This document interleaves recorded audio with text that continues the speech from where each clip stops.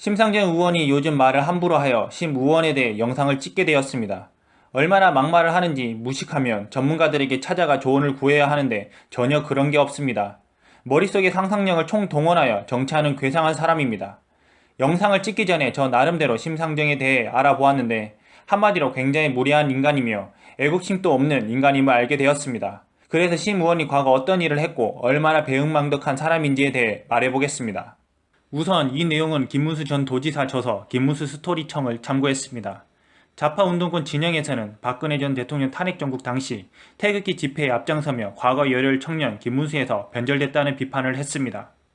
그리고 심상정 의원은 JTBC 방송에 나와 김문수란 질문에 잊혀진 계절이라고 말했습니다.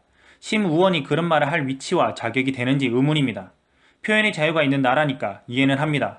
그래서 지금부터 심상정 과거를 알아보겠습니다. 우선 김문수 전 지사는 심상정 의원과 특별한 인연을 맺고 있습니다. 둘은 공장에 위장 취업해 노동운동을 한 노동운동가 1세대입니다. 김 지사는 심 의원이 도피하는데 헌신적으로 도운 의리의 사람이었습니다. 심 의원은 1985년 6월 24일 구루동맹 파업 당시 정부의 탄압과 더불어 국가보안법 위반 혐의까지 받았고 500만원 현상금이 걸린 수배자 신세로 전락했습니다.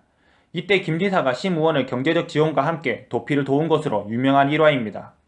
1985년 8월 25일 청계피북 노동조합 사무실에서 김문수는 심상정을 포함한 학생운동권 출신 노동자들과 구로공단 지역에서 어영노조를 민주화하려다 해고된 노동자들과 함께 모여 노동운동의 방향을 모색하고 있었습니다. 김문수는 노동운동은 하나의 부분 운동이 아니라 사회 전반의 번역운동으로 이루어져야 한다고 생각했다고 합니다. 이날 바로 탄생시킨 조직이 서울노동운동연합 이른바 서노련이었습니다. 서노련은 처음으로 정치적 노동운동을 시도한 조직이었습니다. 1986년 5월 3일 인천에서 열린 신민당의 개헌추진위원회 현판식에 학생, 노동자, 재하인사 등 모든 민주화운동 세력이 총집결해 격렬한 시위를 벌였고 김문수 역시 서노련 회원들도 마찬가지였습니다. 김문수는 전태일 기념사업회 사무실을 서노련의 사무실로 제공하고 서노련의 지도위원으로 활동하기 시작했습니다. 공안당국의 감시가 심했지만 여전히 노조 결성과 노조 활동을 지원했고 손오련 신문을 만들어 배포했습니다. 그 후로 발간한 손오련 신문은 이미 정권에 밑보인 상태였습니다. 손오련 신문 대표와 발행인 등에게 수배령이 내려지게 됩니다. 김문수는 손오련 결성 이후 언제 구속될지 몰라 집에도 들어가지 못하고 숨어 지내야 했다고 합니다. 가족들과는 2달에 한 번 정도 만났습니다.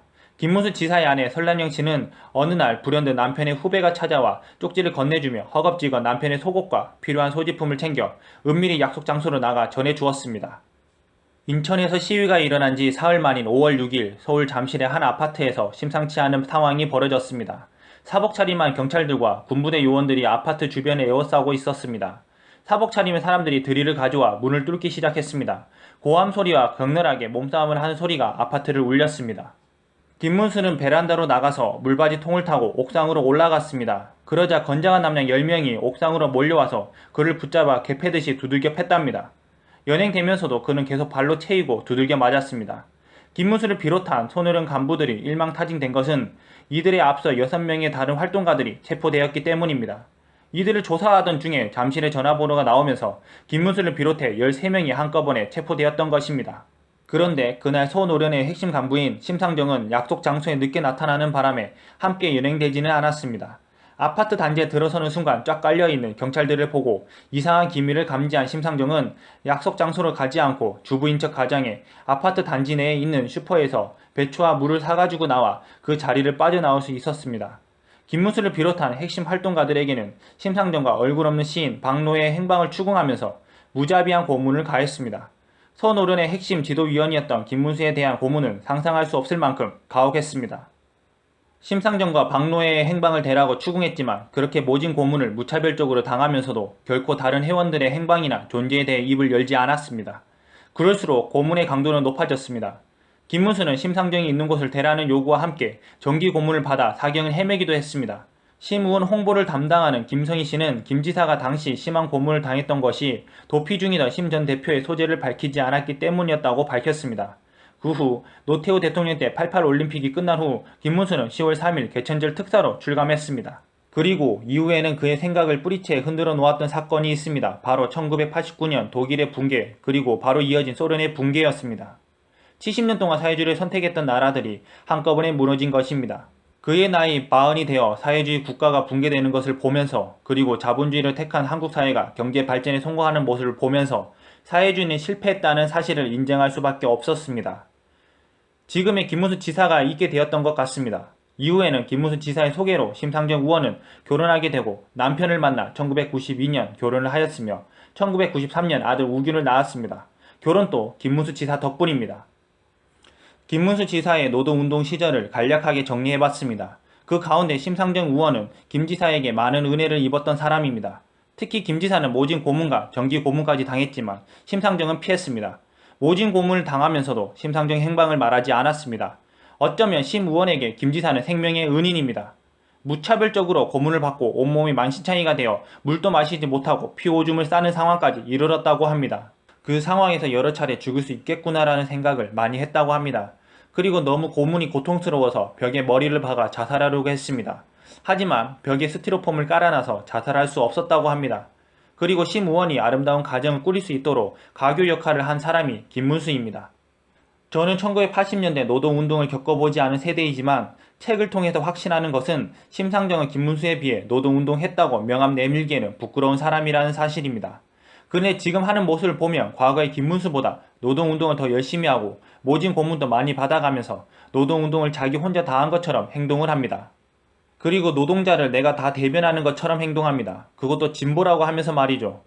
분명한 건 심상정은 김문수에 비하면 아무것도 아닌 사람입니다. 그런데 정치인이라서 그런지는 몰라도 운동가 선배이자 생명의 은인 김문수에게 말을 함부로 하고 다닙니다. 어쩌면 정의당을 따르는 사람들이 대체적으로 과거사를 전혀 모르는 무지한 젊은 층이니 화면에 나오는 이미지만 보고 젊은 층을 속여서 표를 얻으려고 하고 있습니다. 그리고 개천절 특사 이후 김문수는 동독이 무너지고 소련까지 무너지면서 생각이 뿌리채 흔들렸다고 합니다. 그래서 지금은 보수주의 우파의 아이콘이 되었습니다. 그런데 김문수보다 한참 못하고 비교도 안 되는 심상정은 아직도 좌파짓을 하는 이유가 무엇일까요? 김 지사를 참고해서 추측컨대 사회주의 사상을 아직 못 버린 듯 합니다. 이념이 진화해서 신자파로 갈아탄 것 같습니다. 동성애, 퀴어, 페미니즘, 낙태 옹호하는 걸 보니 과거에 썩어빠진 좌파 이념을 자신의 고집으로 움켜쥐고 더 강력한 신좌파로 갈아탄 것으로 보여집니다. 이번 기회에 심상정이란 사람이 어떤 사람인지 알아보았습니다. 김지사만큼 노동운동을 열심히 한 사람도 아니고 김지사처럼 노동운동하다가 모진 고문을 받아 본 적이 없는 사람입니다.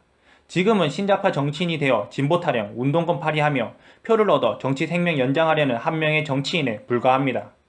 김 지사는 심 의원을 경제적 지원과 함께 도피를 도와주고 비인권적인 고문, 정기 고문까지 피하게 해준 사람입니다. 심상정 은혜를 모르는 사람입니다. 이외 정치적 발언에서도 막말을 심각하게 했습니다. 어떻게 저런 사람이 대한민국 국회의원일까라는 심각한 의구심이 듭니다. 각 분야별로 전문가들에게 배우던지 아니면 막말을 삼갔으면 좋겠습니다. 정치인은 대한민국을 위해 일해야 하는 사람입니다. 특정 소수를 위한 정치를 하는 사람들이 아닙니다. 이상한 정치인이 되려고 하지 마시고 노동자 LGBT만을 위한 정치하지 마시고 모든 국민을 위한 정치를 하시길 바랍니다. 그리고 사람이 지켜야 할 최소한의 지적 상식을 갖추어야 합니다.